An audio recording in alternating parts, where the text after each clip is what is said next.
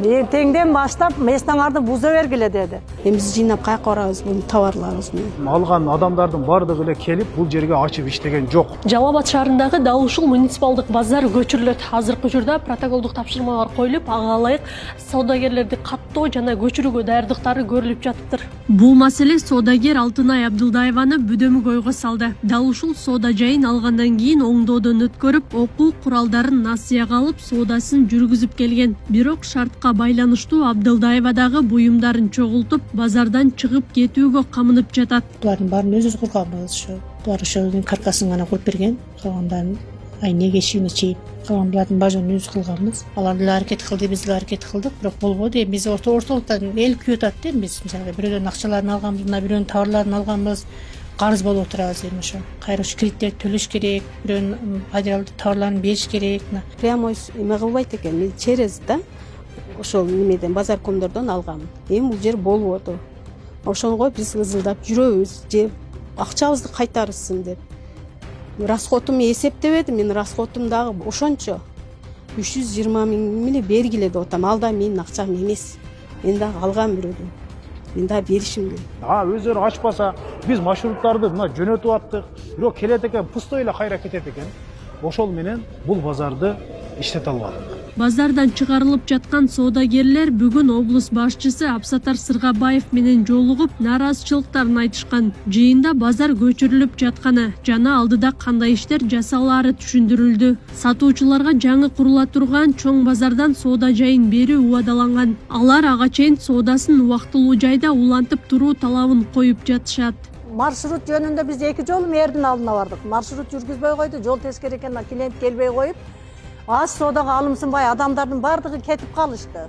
Эгерде ошол бойдон эле условияны жакшы кылып бергенде иштеп кетмек. Биз деле ичибиз атышып атат. Эми губернатор аябай жакшы түшүндүрдү, мэр ошол жактан проектисин көрсөттү, аябай сонун базар деп абишат этти, силерге даяр күлүч беребиз деди. Эми талап бизге сразу место берсе, биз анда товарыбызды чиритпей сатып алышыбыз керек да. Если бу жерден бизди чыгара турганбыз, ошо талабыбыз. Постоянно местога неме болуп, ошо жаңы базар декабрда бүтөт деп атат, ошондо берилет деп атат. Биз ага чейин эмне кылабыз? Мынаны кайка апарабыз, ошо биздин талабыбыз ошо. Эми ушул иштелбей калган муниципалдык базардагы алган адамдарга биринчи кезекте ошол жактан место бериле турган болду. Бизге азыр ошо губернатор протоколдук тапшырма берди. Биз ошону азыр аткарып, ошонун үстүндө иш жүргүзүп жатабыз. Базардын бошотулуп жаткандыгынын негизги себеби ордуна унаа чыгарган завод түшөт. Мында кытайлык инвесторлор жүк ташуучу унааларды курай турган жай салышат. Маалыматка ылайык, завод экологияга жана жергиликтүүлөргө зыян келтирбейт. Көп жүк ташуучу машинаны кураштырып чыгара ал деген сунуштарын айткан да. Мына кече жакында келип, көрүп, биздин ошо муниципалдык базарды жактырып кетишти. Анан биз муну кытайларга берген атабыз. Ошол жерде машинаны тетиктерин топтоп, машина чыгара турган завод кылган. Завод келсе түтөбөйт эч кандай, жыт чыкпайт. Тетиктерди кураштырып, жаңы автоунаалар чыгарат да. Ал эми шаар аймагындагы ат майданга жаңы базар курулат. Анын аянты 22 000 чарчы метрди түзүп, керектүү шарттар менен камсыздалат. Муниципалдык базардагы соодагерлерге дал ушул жаңы базардан жай берилип, жеңилдиктер каралат. Проектси бүгүнкү күндө бүттү. Сметалык баасын чыгарып атышат. Сметалык баасы бир 2 жуманын ичинде бүтөт. Ал бүткөндөн биз тендерге беребиз.